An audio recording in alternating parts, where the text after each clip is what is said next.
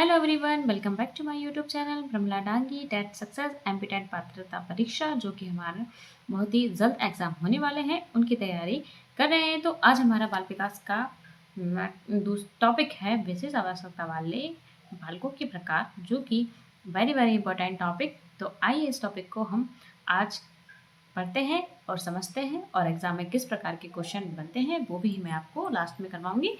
तो ठीक है, चलते हैं अपने टॉपिक की तरफ। तो देखिए, विशेष आवश्यकता वाले बालक हैं जो किस प्रकार के होते हैं। देखिए, डॉक्टर भार्गव के मतानुसार निम्न प्रकार के होते हैं, जैसे कि शारीरिक रूप से विशिष्ट बालक, शारीरिक रूप से विशिष्ट बालक जिसमें संवेदी रूप से विकलांग बालक और गतिक रूप से विकलांग बालक और बहुविकलांग बालक, तीन प्रकार के होते हैं जो डॉक्टर भार्गव ने बताए हैं। उनके तीन जो शारीरिक रूप के विशिष्ट बालक हैं वो उनके तीन प्रकार है। कौन से? संवेदी रूप से विकलांग, गति रूप से विकलांग और बहु रूप से विकलांग। ठीक है, नेक्स्ट है शैक्षिक रूप से विशिष्ट बालक। शैक्षिक रूप से विशिष्ट बालक के भी तीन प्रकार बताए हैं। कौन कौन से? शैक्षिक रूप से समृद्ध बालक, शैक्षिक रूप से पिछड़े बालक, किसी विषय को ना सीख पाने वाले बालक। ठीक है, एक होता है मानसिक रूप से विशिष्ट बालक, यानी कि मानसिक प्रकार से जो विशिष्ट बालक होते हैं वो प्रतिभाशाली बालक होते हैं, मंदबुद्धि बालक भी होते हैं और सृजनात्मक बालक भी होते हैं। ठीक है, नेक्स्ट है हमारा सामाजिक रूप से विशिष्ट बालक, यानी सोशली स्पेशल चाइल्ड, जो कुसमायोजित बालक होते हैं। सेकंड है समस्यात्मक बालक भी होते हैं, बाल अपराधी भी इसी में आते हैं, और संवेगात्मक रूप से परेशानी भी इसी में आते हैं। देखिए, विशिष्ट बालक कौन कौन से होते हैं? शारीरिक व स्वास्थ्य दृष्टि से ग्रसित बालक। देखिए, किससे? शारीरिक व स्वास्थ्य से ग्रसित बालक कौन कौन से होते हैं? देखिए, शारीरिक व स्वास्थ्य। देखिए, कौन कौन से होते हैं? एक तो भाषा दोष में ग्रसित बालक होते हैं, ऐसे बालक। शिक्षा में अक्षम बालक होते हैं, मानसिक रूप से मंद बालक, व्यवहारिक दोषों से ग्रसित होते हैं बालक, श्रवण दोष से ग्रसित होते हैं, दृष्टि दोष से ग्रसित बालक, प्रतिभाशाली बालक होते हैं, गंभीर बहुविकलांग बालक होते हैं। ठीक है, ये इतने प्रकार के बालक इसमें आते हैं। ठीक है, पिछड़े बालक, जैसे कि पिछड़े बालक को समझते हैं। पिछड़े बालक ऐसे बालक जो शिक्षा प्राप्त करने में सामान्य बालकों से पिछड़ जाते हैं, वे इस श्रेणी में आते हैं। ऐसे बालक अपनी कक्षा के छात्रों में अध्ययन व अधिगम में राह पिछड़ जाते हैं। ठीक है, प्रारंभ में IQ ज्ञात करने का सूत्र विलियम स्टर ने दिया था। जो IQ का सूत्र है वो प्रारंभ में किसने दिया था? सबसे पहले किसने दिया है? विलियम स्टर ने दिया है। किसने? विलियम स्टर ने दिया है। ठीक है, इंपॉर्टेंट है। देखिए, IQ का सूत्र होता है I और Q। IQ का सूत्र होता है मानसिक आयु बट अपॉन वास्तविक आयु, यानी देखिए, कालांतर में विलियम टर्मन ने इसमें संशोधित करके IQ का, जो कि किसने किया है ये? बाद में इसको क्या विलियम टर्मन ने क्या किया है? इसमें संशोधन किया है।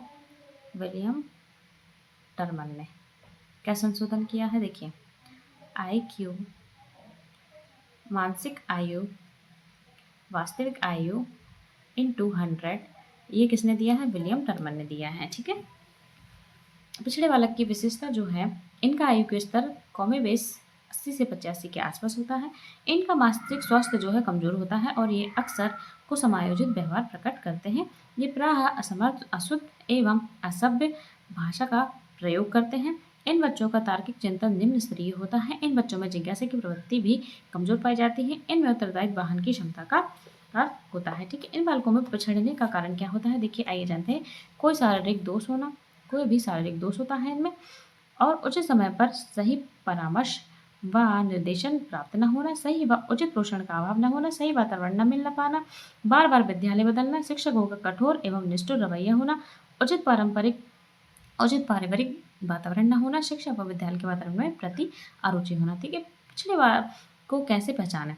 व्यक्तिगत बुद्धि परीक्षण करके पहचाना जाता है, सामूहिक परीक्षण द्वारा पहचाना जाता है, उपलब्धि परीक्षण द्वारा पिछड़े बालक को पहचाना जाता है। ठीक है, देखिए, विशेष आवश्यकता वाले यानी कि चिल्ड्रन विद स्पेशल नीड्स क्या है? वे बच्चे जिन्हें शारीरिक, मानसिक, बौद्धिक, संवेगात्मक या सामाजिक कारणों से सामान्य कक्षा में अतिरिक्त सहयोग और विशेष शिक्षण व्यवस्था आवश्यकता होती है। एनसीईआरटी के अनुसार प्रत्येक बालक अद्वितीय है और इसे उसकी आवश्यकता के अनुसार सहयोग मिलना चाहिए। विशेष आवश्यकता वाले बालकों के प्रकार जैसे कि बौद्धिक अक्षमता, इंटेलिजेंट डिसेबिलिटी, जो कि बुद्धिलब्धि IQ समान से कम, सीखने की गति धीमी, दैनिक कार्यों में सहायता की आवश्यकता है। ठीक है, नेक्स्ट है अधिगम अक्षमता यानी लर्निंग डिसेबिलिटी। क्या होती है? पढ़ने लिखने या गणित में कठिनाई जो आती है उसे अधिगम अक्षमता कहते हैं, यानी कि लर्निंग डिसेबिलिटी कहते हैं। उदाहरण क्या है? डिसलेक्सिया यानी पढ़ने में कठिनाई है उसे क्या कहते हैं? डिसलेक्सिया कहते हैं। और जो गणित में कठिनाई होती है उसे डिसकैलकुलिया कहते हैं। बुद्धि सामान्य होती है पर विशिष्ट क्षेत्र में समस्या आती है। ठीक है, दृष्टि बाधित, विजिबल इम्पेयर्ड, जैसे कि कम दिखाई देना या पूर्ण अंधता।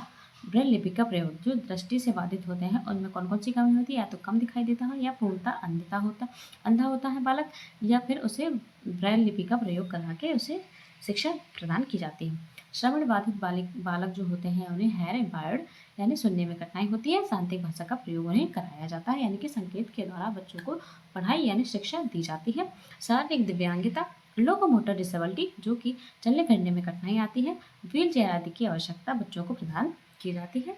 वाक व भाषा दोष यानी स्पीच व लैंग्वेज डिसऑर्डर, जैसे कि स्पष्ट बोलने में कठिनाई, हकलाना आदि, इस तरीके की समस्या बच्चे में आती है। प्रतिभाशाली बालक यानी गिफ्टेड चिल्ड्रन, उच्च बुद्धि लब्धि होती है जिन बच्चों की। रचनात्मक एवं तीव्र सीखने की क्षमता बच्चे में पाई जाती है। अतिरिक्त चुनौतीपूर्ण कार्य की आवश्यकता होती है। भावनात्मक एवं व्यवहारिक समस्या वाले बालक होते हैं, जैसे कि बालक आक्रामकता, अत्यधिक भय, ध्यान की कमी और सामाजिक समायोजन में कठिनाइयाँ आती है बालक को। शिक्षक की भूमिका कौन कौन सी होती है? एक तो व्यक्ति भिन्नता का सम्मान, सहायक शिक्षण सामग्री का उपयोग, सकारात्मक एवं सहयोग वातावरण और अभिभावकों में समन्वय होना चाहिए। देखिए, अब आइए हम MCQs करते हैं।